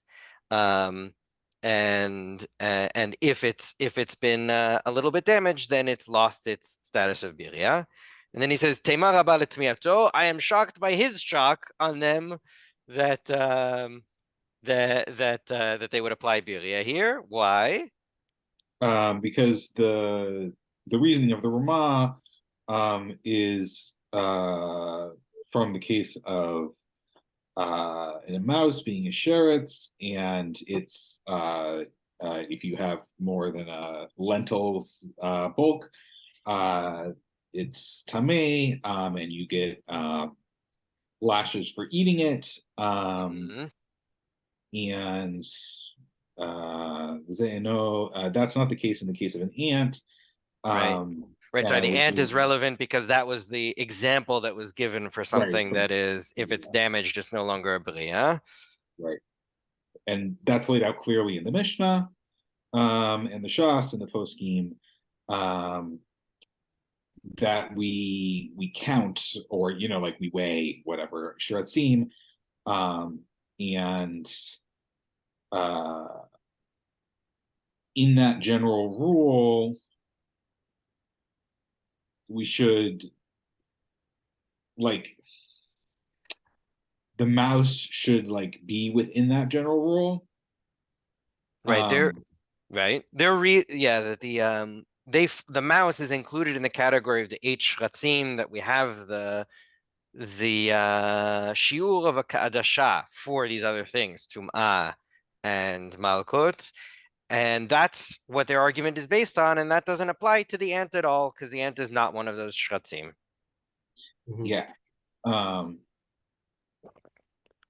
not the rest of the shiratzim, and the ant is one of those other shiratzim.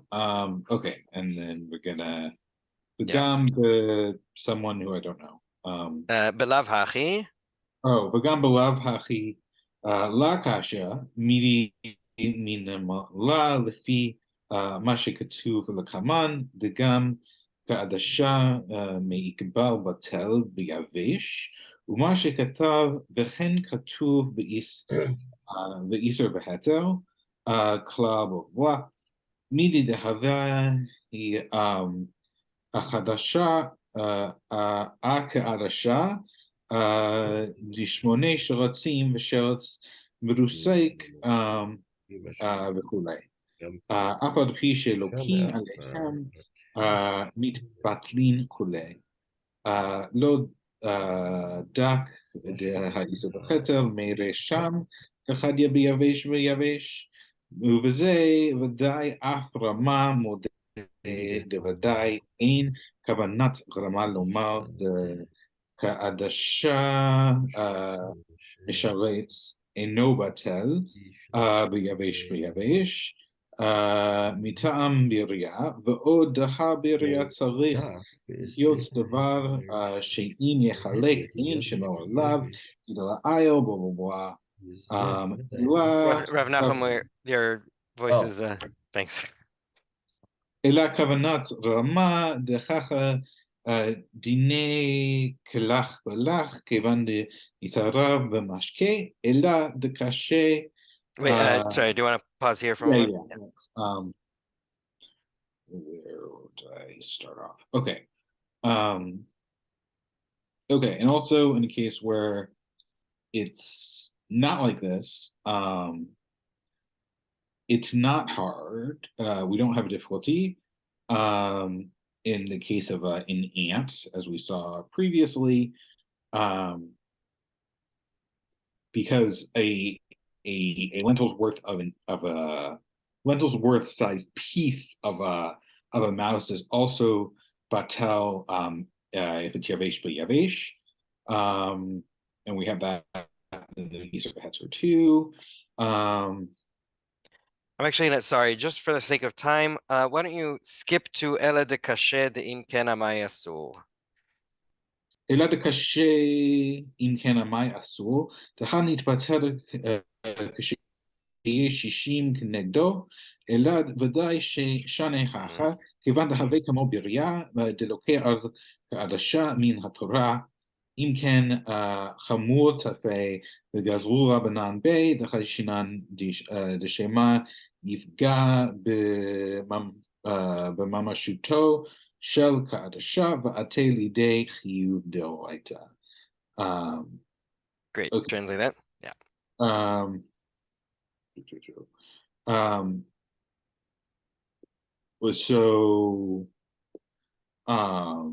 So we have a difficulty if it's a mevatel in 60. But surely it's different here, because it was a birya, which you get lashes on eating a Careful. lentil's worth. What? Careful, it's kmo birya. It's like a birya Yep. In what way is it Um, like a birya?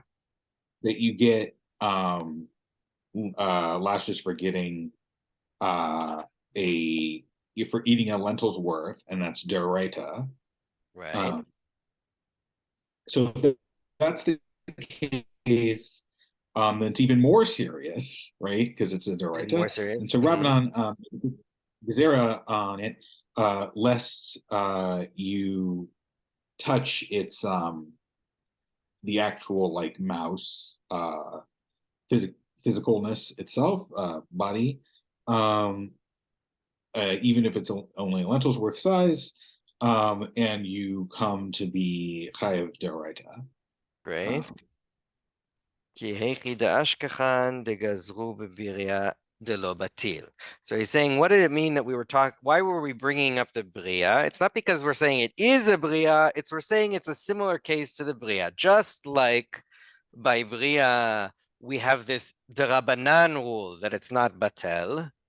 Because a bria is so important, it's like a deraita thing that the rabbis didn't want us to get near. So too with the shmone shratzim davka, when there's a little bit of it, because it's a doraita thing to swallow even a little bit of it, even though maybe you could say it would be batel in the ta'arovet, because it's like such a chamur thing to eat a ka'adasha of it. Therefore, like we did with the bria, they made a gzera on it. They made a gzera on it not to let it be batel. Yeah, does that make sense? Questions, thoughts? Yes. I think this is what I wanted to say in the beginning. Yeah, I thought it might be. yeah. This seems obvious that that's what he meant when he said it's birya. Not that it is a birya, but for the same reasons that they were gozer on birya, they were gozer on this case because of adasha. The only problem is, I mean, The there's still language of the Darchei Moshe is, yeah, anyway, go ahead. The only language that problem is not like that. I Quite. it seems to like I think it's a nice way of reading it, but the language of the Darchei Moshe is where is it? No, I think that the Uh Darkei Moshe did not conceptualize it this way. uh-huh. He considers it birya, another kind of birya.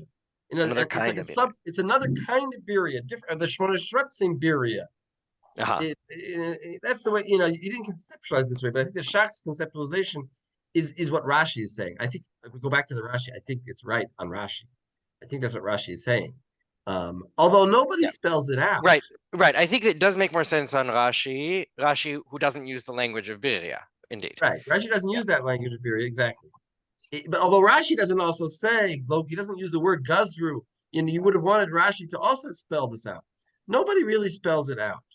Right. And it is a bit problematic to invent an entire new Gezerah de Rabbanan that we never heard about anybody saying, Yeah. even though it makes sense. And in fact, that's probably why the Ramah calls it birya, because he's not going to make up a new Gezerah. He puts it into the category of birya. He Right. says, It's a just like they mhm. forbid birya because if you would eat a whole birya, you would get whipping from the Torah. Right. So too, if you eat a Good. adasha, you would get Good. whipping from the Torah. So An both adasha of cases what? An adasha of a sheretz. Of one of the the Shmona Shmona Shratzim. Right. exactly. So therefore, we're makbid on the Shmona Shratzim. But I think And that the Taz still doesn't need to resort to this explanation. He can still explain the din without this. In other words, the Taz is in a sense whether he's right. You know, he. You know, we can explain the din as it appears in the Shulchan Aruch like the Taz. We don't need to resort to this Gezerah. say again. Explain. Saying they're both arguing, they're giving different reasons for why we have the same halacha, but in the end, it's the same halacha. I don't think so. I think what's the nafkamina that what's their machloket? Shar Suri. Right. Meaning like everything but the shratzim, if you can't strain it out. Yeah, but would the Shach really say that in a case where it was a thick mixture and it was and you could see it and you couldn't strain it out, that it would be batel? I don't think so. I think he would agree in din. I don't think there's enough kamina. Maybe. He would just say, of course, it's a normal din. You think they're disagreeing about whether the case we're talking about is the thick mixture versus a mixture with chunks? Yes, I think that's the case. I think that's exactly the case. I think that's the point. But in any case, it's the difference in din is maybe not existent. I'm not sure. All right, what do you think? Yeah, we could argue about it, and then does anyone else have opinions on this?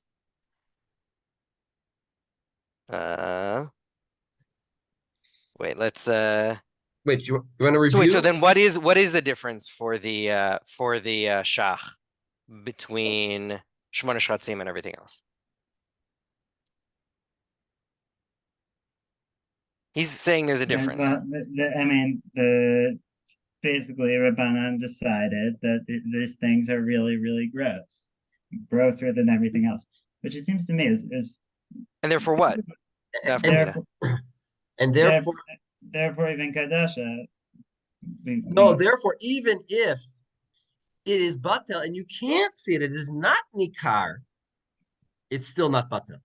Meaning what? But we know that if it's nimuach, it's mutar. It is batel. If it's nimuach, it's batel. That's the nafkamina. The nafkamina is a nikar, not nikar. If it's visible, if it's nimuach, it's no, not nimuach, nikar. So then what? Nikar. Not nikar. Think of my case. What's the case? What's the case? What are you defining as eno nikar but eno nimuach? Because I feel like we've often been using nikar to dafka mean I can the opposite of nimuach. Yeah. No, nikar. I can explain. Because, for example, if it's spread, then for sure it's not nikar. It's not. You can't see it. But what about a case like this?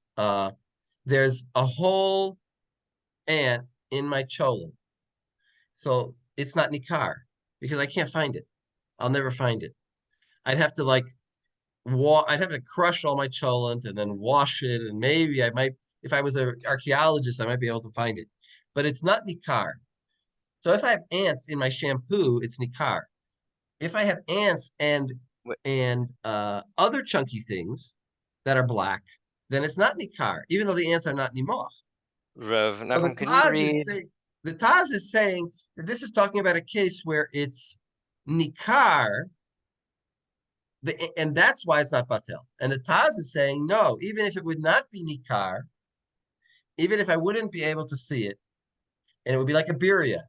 Rav Nachum, can you read from Yoreh Deah in Nekudat HaKesef? Thank you, Isaac. Where is it's if you're in the same edition, then it's on the left column on the first page where it is after he gives his hitting out of the ballpark where he says Elavadai Shani Hacha Kevet Abi Kibiria, that whole thing after that. I'm not sure where you are. Yoreh Deah demechalek dedavka b'mashke. Where do you see that? If you have something else you want to read? Yeah, I'll read from what Isaac already read. He said where he said that he gave his final. Elavadai shani hacha. Yeah, the kevan. That's like what I would underline. Elavadai shani hacha kevan the havi kamo biria the loke. It's kamo biria. The loke. Right. Okay, yeah, we saw that. We read that argument. Logaz Rube. Now skip ahead. Then he's gonna, or if you want to read from there, V'chen Muchach, I think we can. Sure, you want to say V'chen Muchach? Behedya be'isr v'heter klal lamed bet shekatav v'zel l'shono v'i imratet. If it's cut up, let's say, as zoreka achbar, no, im imratet, as zoreka achbar v'atam batel. B'shishim, kedin kol tam, Dibiria. Like any other birria. Right. Keep Like going. in the area, you could, if you take it out, then the time is just worry about the time, and the time can be batal.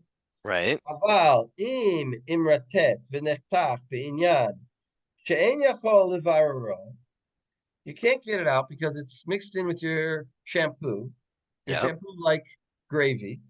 Great. Your yogurt. V'lahotzi ha'isr. V'lahotzi ha'isr asur. ולהוציא האיסור, אסור הכל, דדילמה חתיכה. לא יכול לברר ולהוציא האיסר. אסור הכל. אסור הכה. דדילמה חתיכה כעדשה נשאר שמה. Just like the birria, maybe there'll be a piece of this adasha in your cholent. V'have birria. It's like birria. The v'davka b'mashke v'chulei. ודווקא במשקה, why דווקא במשקה? אבל אם נאבד עד שאין מכירו, that's what I say. But if it's in a situation where you can't identify it, להוציאו, so actually it should be usher, I would say. אפילו בכזית, what does it mean? 108 שבטים, בטל shapir. Kishar is Bashishi. All right, so I'm confused. Why is that Asr? Why is that mutter? Me'achar she'eno shalem. What do you mean? It is shalem. Who says eno shalem? I thought it was shalem all along. I saying Who said it's shalem? No, it's zimartut. There's eno. I thought it's, in other words, eno shalem in the sense that it's a shalem adasha.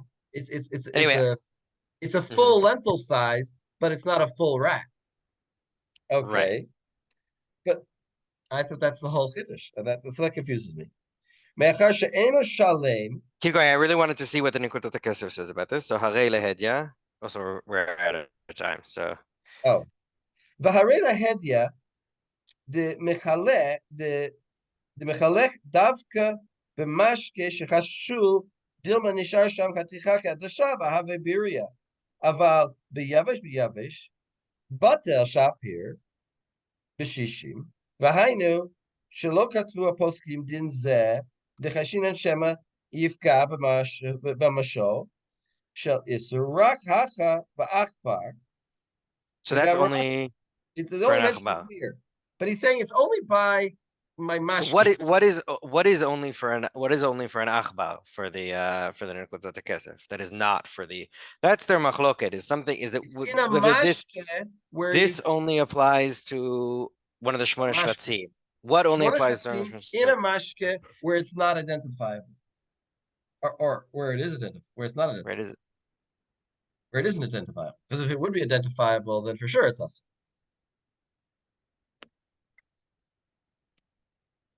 Okay. We got Rashi Baram. Anyway, yeah. All right, you let you conclude. I don't quite understand the last part there. I didn't quite understand. No, he was quoting. What he was quoting, I didn't quite understand. Yeah, okay, so you can go back and look at it in Isur Ve'eter. When I say I don't understand, I mean it doesn't make sense to me. I understand. But let you conclude. What? Anyway, I think this is right. So I don't know how to conclude.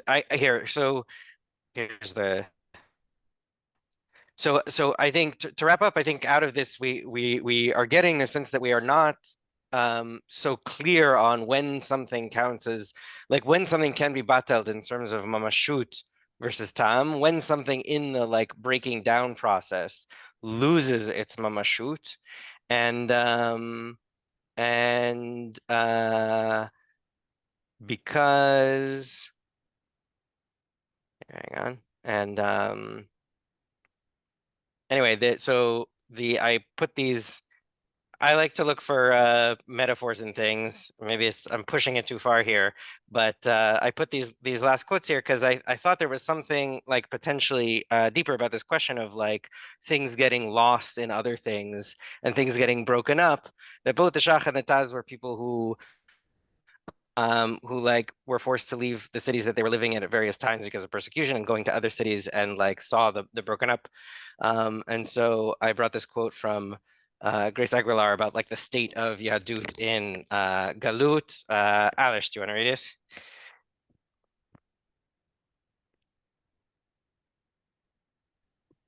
The grand distinction, right? The Yeah. grand distinction then between the ancient and the modern Jew is that the former are visibly the holy people of the Lord, the receivers and promulgators of the knowledge of himself, while the later, equally his holy people, equally his witnesses, are yet the persecuted of a world, and as such tossed among and mingled with the nations, scarcely able to recognize themselves as the same people who were the chosen of the past, and regarded by every other faith as a race abandoned and utterly cast off, and left by the wrath of the Eternal so entirely to the imaginations of their own evil hearts, as to have no claim whatever upon him, save by embracing another creed. Great. So yeah, that's enough. So just thinking about this idea of like, when you're like, we are all like something lost and mixed in, how much does it keep its identity of the Yisur as it is broken up and lost in the other thing? How much do we maintain our identity? And because today is Martin Luther King Day in the US, just another perspective on that from his famous speech, "I've been to the mountaintop." Lexi, would you read it for us? Now, what does all of this mean in this great period of history? It means that we've got to stay together. We've got to stay together and maintain unity. You know, whenever Pharaoh wanted to prolong the period of slavery in Egypt, he had a favorite formula for doing it. What was that? He got the slaves fighting amongst themselves. Whenever the slaves get together, something happens in Pharaoh's court, and he cannot hold the slaves in slavery. When the slaves get together, that's the beginning of getting out of slavery. Now let us maintain unity. Right. So getting to this question of like, how much togetherness in the little pieces in the diaspora do you need to maintain the unity? Do you need to like fight against the encroaching identity of the whole? To maintain the unity of Knesset. Yeah, exactly. Lahavdil. Thank you. Yeah. Even just an adasha of unity. We're Shivina. not batel. Right. The small This is community. great. Thank you. Kaya. Thank you. Bye, everyone. Yeah, Thank you very much, paper. Yavni. Very interesting. Kavod habiriyat.